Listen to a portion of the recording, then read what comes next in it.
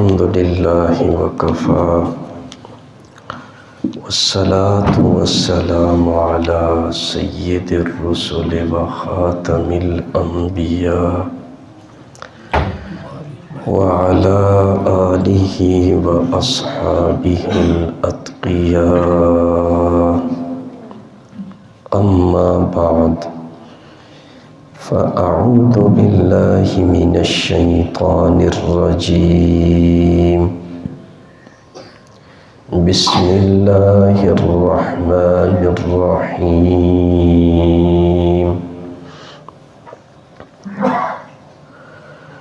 إن الذين يحبون أن تشيع الفاحشة في الذين آمنوا لهم عذاب أليم في الدنيا والآخرة. صدق الله العظيم.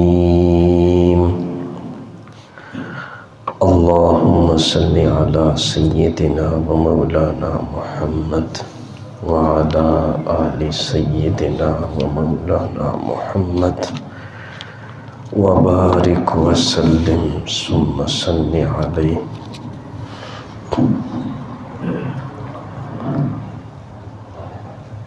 آپ علیہ الصلاۃ والسلام کے ایک فرمان ذیشان کی تشریح گزشتہ جمعہ شروع کر رکھی تھی، جس میں آپ علیہ الصلاۃ والسلام نے اپنی امت کے اندر پیدا ہونے والے 3 خرابیوں کا ذکر کیا. جب یہ ظاہر ہو جائے تو سمجھ لو کہ قیامت قریب آ چکی ہے. آپ علیہ السلام نے فرمایا، کاش کہ میں جان لیتا کہ میرے بعد میری امت کا کیا حال ہوگا جب ان کے مرد اکڑ کر چلیں گے. یعنی مردوں میں اکڑ کر چلنے کی بیماری پیدا ہو جائے گی، ان میں تکبر آ جائے گا. چاہے امیر ہے چاہے غریب ہے، ہر بندے کے اندر غرور ہوگا. اور دوسری خرابی جو اس امت کے اندر قرب قیامت پیدا ہوگی، جس کا آج کے جمعہ کے خطبہ میں انشاءاللہ ذکر کروں گا، وہ یہ ہے کہ آپ علیہ السلام نے فرمایا، کاش میں جان لیتا کہ میرے بعد میری امت کا کیا حال ہوگا جب ان کی عورتیں سرے بازار اتراتی پھریں گی. یعنی عورتوں میں اترا کر ناز و نخرے سے چلنے کی بیماری پیدا ہوگی. وہ بناؤ سنگار فیشن پرستی میں اس قدر آگے نکل جائیں گی کہ اس کے سوا ان کا کوئی کام ہی نہیں ہوگا. اور اس فیشن اور بناؤ سنگار کے ساتھ وہ بازاروں میں مجمعوں میں گھومتی پھرتی اتراتی ہوئی چلیں گی، اور اپنے چال ڈھال سے اپنے انداز سے غیر محرم مردوں کو اپنی طرف مائل کریں گی، جس کا شاید آج ہم مشاہدہ بھی کر رہے ہیں. اللہ ہم سب کو اپنی حفاظت میں رکھے. یہ ایک بہت بڑا فتنہ ہے فیشن پرستی.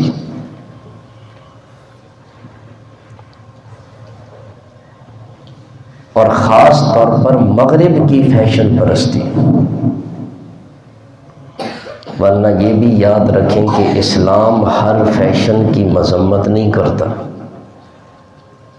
فیشن جائز بھی ہو سکتا ہے، ناجائز بھی ہو سکتا ہے، اس لیے کہ فیشن کا معنی ہوتا ہے رسم و رواج، فیشن کا معنی ہے وضع، قطع اور صورت۔ اب رواج اچھے بھی ہو سکتے ہیں، رواج برے بھی ہو سکتے ہیں، اس لیے اسلام ہر فیشن کی مذمت نہیں کرتا،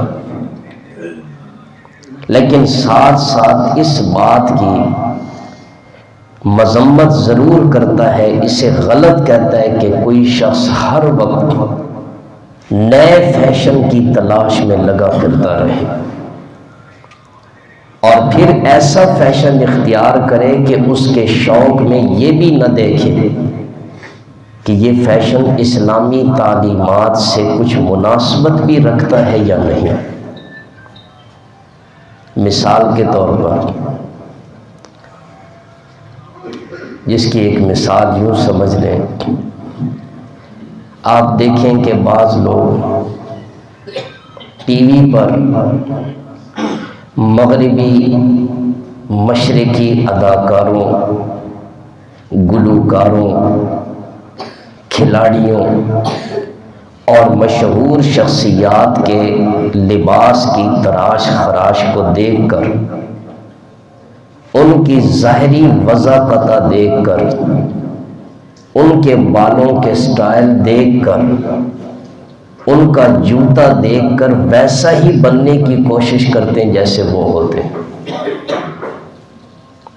انہی جیسا چلنے کا انداز اختیار کرنے کی کوشش کرتے ہیں، انہی جیسا بولنے کا انداز اختیار کرنے کی کوشش کرتے ہیں، قطع نظر اس کے کہ اسلامی تعلیمات سے ان کی کوئی چیز مناسبت بھی رکھتی ہے یا نہیں۔ تو ایسے فیشن کو اسلام غلط قرار دے دیتا ہے۔ اس دور میں چونکہ مغربی تہذیب و تمدن کا دورہ ہے، اس لیے ہماری نئی نسل مغربیت ہی کے رنگ میں رنگنے کی کوشش کر رہی ہے،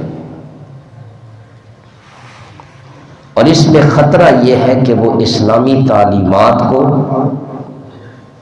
آپ علیہ الصلوۃ والسلام کی وضع قطع، سیرت، صورت اور قومی روایات اور زبان کو شاید بھول جائیں۔ تو اسی موضوع پر بولنے کا اصل آج مقصد یہ ہے کہ ہم جدید دنیا میں رہتے ہوئے بھی اپنے مذہب، اپنی ثقافت اور اپنے قومی روایات کو، اپنی پہچان کو باقی رکھ سکیں۔ یہ اس موضوع کے رکھنے کا آج مقصد ہے۔ اللہ تعالی کام کی باتیں کرنے کی توفیق دے، مقصد کی باتیں اللہ تعالیٰ میری زبان پہ جاری فرمائے۔ دیکھیں، اسلام نے تجمل کی اجازت دی ہے۔ میں دو ہی چیزیں بیان کروں گا، اسی میں ساری گفتگو ہوگی۔ ایک لفظ ہے تجمل، ایک لفظ ہے تنعم۔ اسلام نے تجمل کی اجازت دی ہے۔ تجمل کا معنی ہوتا ہے خوبصورتی اختیار کرنا، خوش لباسی، صفائی ستھرائی۔ اسلام اچھی صورت کو پسند کرتا ہے، اچھے لباس کو پسند کرتا ہے، خوشبو لگانے کو پسند کرتا ہے، صاف ستھرا رہنے کے لیے مکان ہو اسے پسند کرتا ہے، اچھا جوتا ہو اسے پسند کرتا ہے۔ اسے کیا کہتے ہیں؟ تجمل. جیسے گزشتہ جمعہ ایک حدیث آپ کے سامنے عرض کی تھی کہ رسول اللہ صلی اللہ علیہ وسلم نے ارشاد فرمایا ان اللہ تعالی جمیل یحب الجمال. اللہ جمیل ہے، خوبصورت ہے، وہ خوبصورتی کو پسند کرتا ہے. کوئی شخص اپنے وجود کے مطابق ایک اچھا لباس تیار کرتا ہے کہ یہ میرے وجود پہ اچھا لگے، اسلام اسے پسند کرتا ہے. یہ بعض لوگ جو دیندار طبقے پہ صرف اعتراضات کرتے ہیں نا اور باتیں بناتے ہیں کہ بس جی مولوی صاحبان تو یہی کہتے ہیں کھلا ڈلا اور بڑا سا لباس ہو، ہاں جی، اور اس لباس کی کیا ہے، ایک آستین جو ہے نا وہ انگلیوں سے بھی آگے گزر رہی ہے اور ایک یہاں پہ ہو سیدھا سادہ لباس. نعوذ باللہ من ذالک. پتہ نہیں کیسے کیسے مذاق اڑاتے ہیں. خود انصاف سے سوچیں، کیا اسلام اتنا بے ڈھنگا مذہب ہے؟ اسلام تو اس لباس کے پہننے کا حکم دیتا ہے جو انسان کے وجود میں نکھار پیدا کرے، ایک مسلمان کے وجود میں خوبصورتی پیدا کرے، نہ کہ بے ڈھنگا لباس پہننے کا حکم دیتا ہے. تو جو بندہ اچھا لباس پہنتا ہے جو اس کے وجود میں نکھار پیدا کرے اور اپنے بالوں کو سنوار کے رکھتا ہے. رسول اللہ صلی اللہ علیہ وسلم کی سنت ہے اپنے بالوں میں کنگھی کرنا، اپنے بالوں کو سنوار کے رکھتا ہے، اپنی داڑھی کو سنوار کے رکھتا ہے، اپنے لباس کو خوبصورت صاف ستھرا رکھتا ہے. اسلام اس شخص کو پسند کرتا ہے، یہ بندہ اللہ کی نگاہ میں محبوب بن جاتا ہے. تو میں عرض کر رہا تھا کہ اسلام تجمل کا حکم دیتا ہے. تجمل یعنی خوبصورتی اختیار کرنے کا حکم دیتا ہے. رسول اللہ صلی اللہ علیہ وسلم کے بارے میں حدیث پاک میں آتا ہے کہ آپ علیہ الصلوۃ والسلام کے پاس جب کبھی باہر سے کوئی مہمان آتے تھے تو حضور علیہ الصلوۃ والسلام ان کے استقبال کے لیے اچھا لباس زیب تن فرماتے تھے.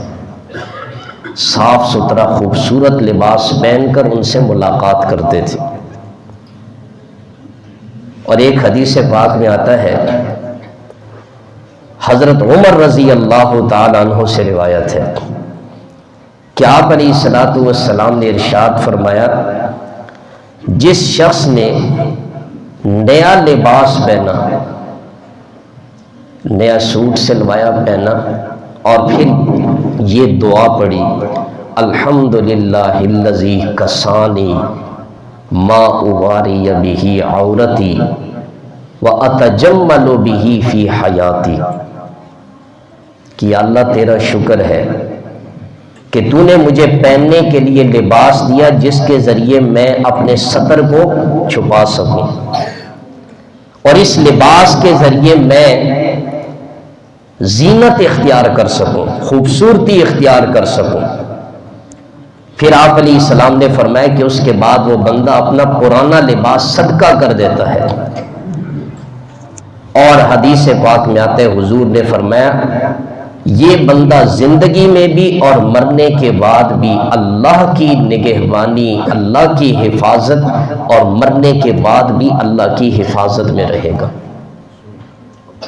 تو اسلام یہ خوبصورت لباس، اچھا لباس، صفائی ستھرائی کو پسند کرتا ہے اور اس کا حکم دیا ہے. قرآن پاک میں جو لباس کے مقاصد ہیں وہ کیا ہے؟ یا بنی آدم قد انزلنا علیکم لباسا، اے بنی آدم ہم نے تمہاری طرف لباس اتارا، جس کا مقصد کیا ہے؟ یواری سوآتکم، ایک تو یہ ہے اس کے ذریعے تم اپنے ستر کو چھپا سکو.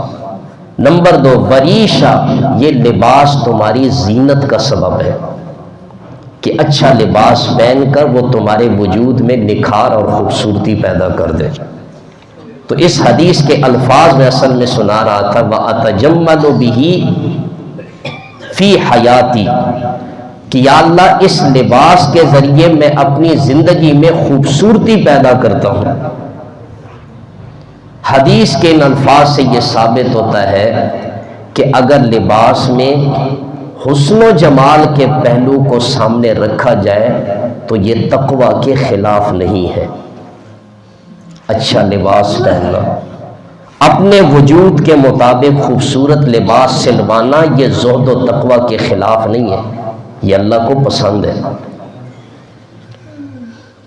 تو میں عرض کر رہا تھا کہ اسلام تجمل کی اجازت دیتا ہے، اسلام صفائی پسند مذہب ہے، اسلام خوبصورت رہنے کو پسند کرتا ہے۔ ان میں سے ایک چیز لباس ہے جو بندے کو پرکشش بناتی ہے، اور ایک چیز خوشبو ہے۔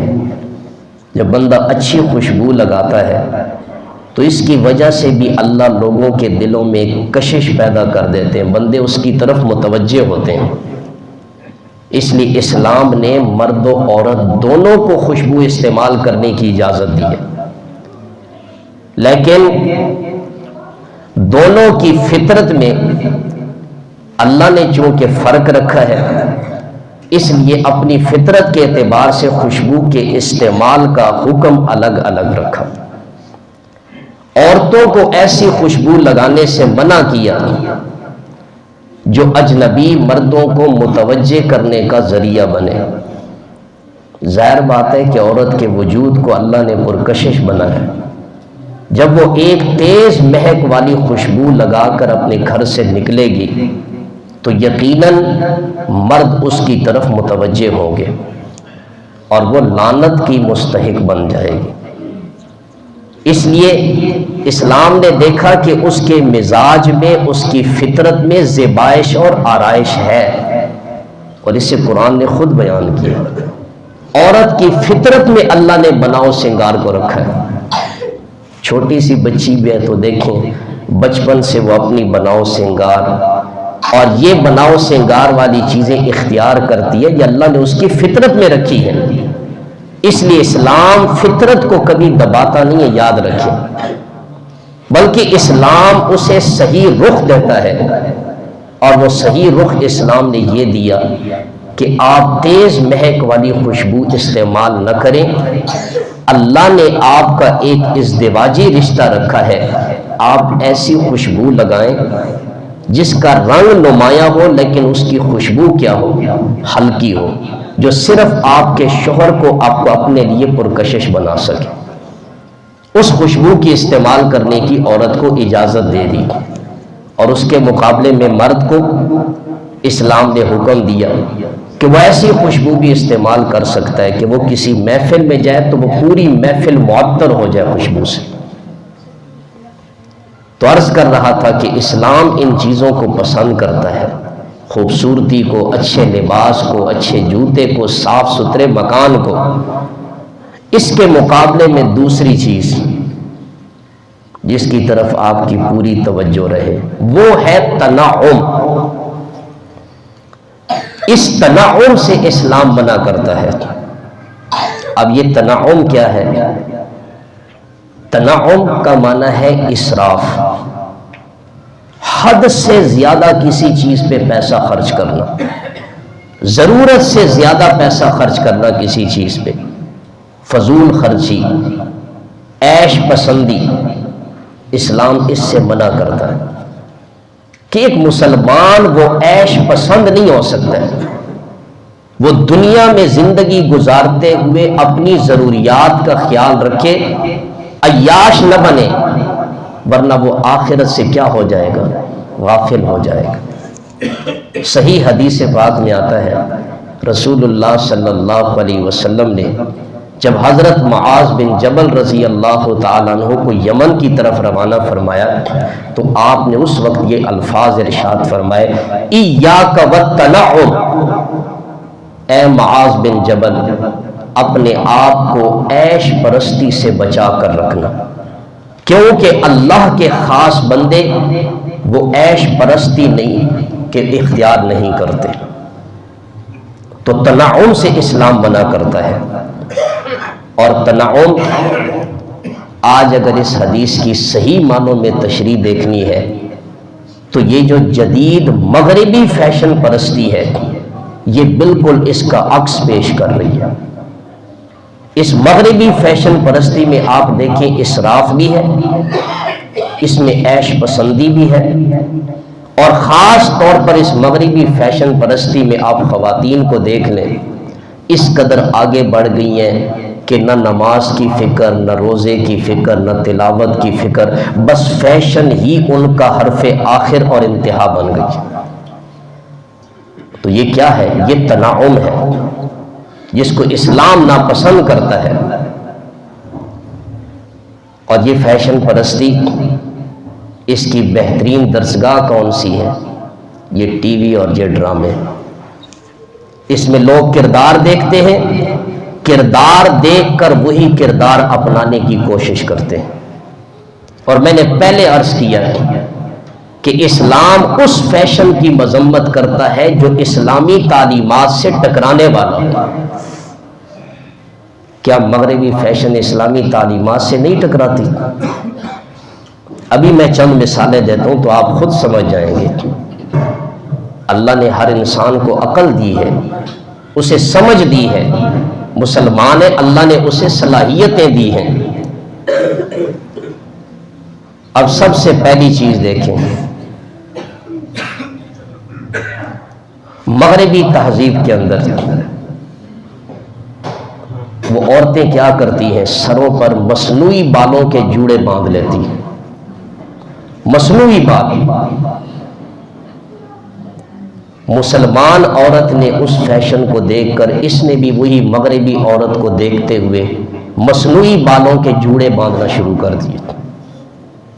اب یہ مغربی فیشن ہے جس کو اسلام کیا سمجھتا ہے؟ ناجائز سمجھتا ہے. اب وقت نہیں ہے کہ میں ایک ایک فیشن پہ حدیث سے حوالہ دوں، میں صرف اشارے کر رہا ہوں. مغربی تہذیب میں آپ دیکھیں تو عورت نے ناخن چھری کی طرح بڑے بڑے رکھ لیے. ایک مسلمان خاتون نے اسلامی تعلیمات کو قطع نظر رکھتے ہوئے مغربی عورت کو دیکھ کر اس نے بھی اپنے ناخن بڑھا لیے. اسلام ناخن کاٹنے کا حکم دیتا ہے یا بڑھانے کا؟ بتائیں. کاٹنے کا حکم دیتا ہے نا. نبی علیہ الصلوۃ والسلام کی سنت ہے، اس سے انسان کا وجود صاف ستھرا رہتا ہے، جراثیم سے محفوظ رہتا ہے. اس کے مقابلے میں مغربی تہذیب دیکھ لیں. اور ویسے بھی آپ دیکھیں یہ بڑے ناخن پرندوں کے ہوتے ہیں، درندوں کے، جانوروں کے ہوتے ہیں. انسان کو اللہ تعالیٰ نے مسلمان بنا کر بڑی ایک تہذیب اور بڑے آداب سکھائے. ایک حدیث پاک میں آتا ہے، رسول اللہ صلی اللہ علیہ وسلم نے فرمایا کہ 10 چیزیں ایسی ہیں جو سارے انبیاء نے اختیار کی ہیں، سارے انبیاء کی سنت ہے. ان میں سے ایک ہے ناخن کاٹنا. یہ سارے انبیاء کی سنت ہے. کیا انبیاء سے بڑھ کر کائنات میں کوئی پاکیزہ انسان ہو سکتا ہے؟ جو ان کے طریقے کو اختیار کرے گا وہ بھی پاکیزہ انسان ہوگا. تیسری چیز مغربی تہذیب میں وہ لباس ہے. مغربی تہذیب میں عورت کو دیکھیں تو اس نے لباس اپنا آدھا کر دیا.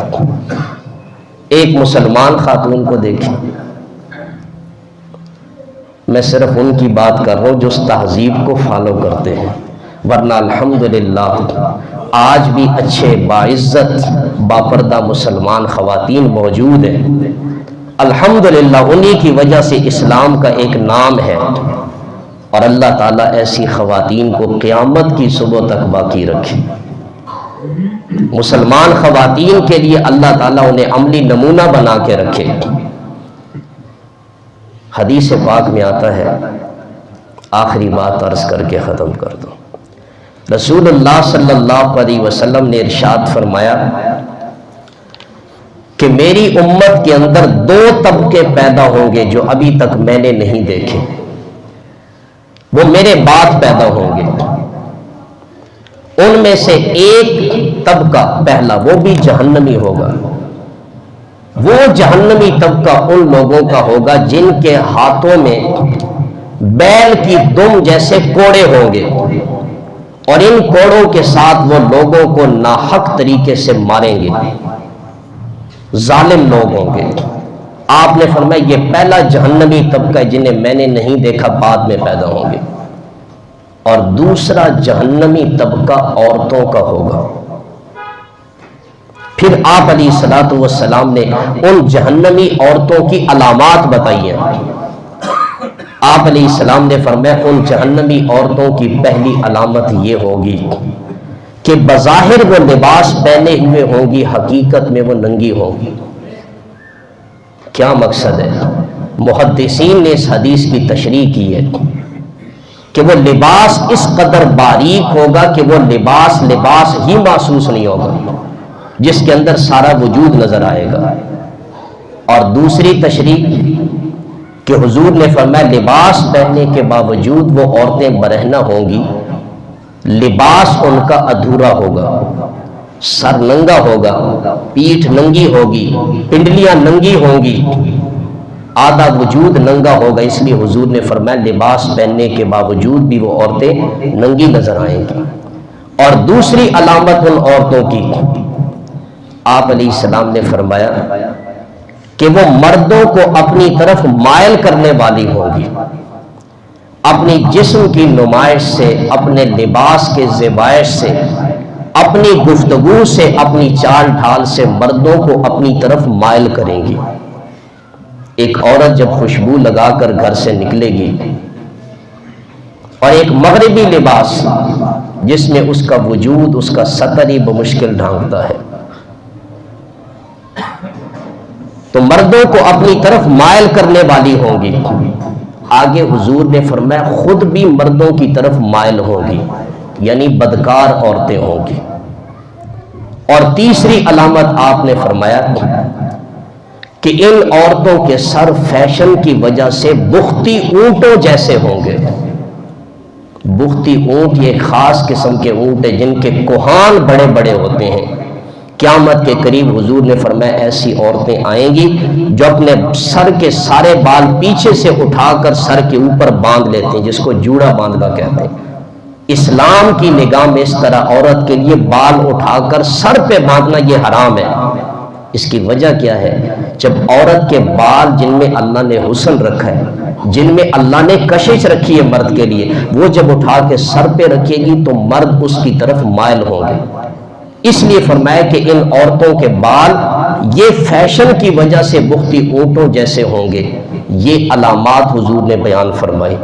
پہلی علامت لباس پہننے کے باوجود برہنہ ہوں گی، مردوں کو اپنی طرف مائل کرنے والی، خود مردوں کی طرف مائل ہونے والی، اور اپنے بال سارے سر پہ باندھنے والی۔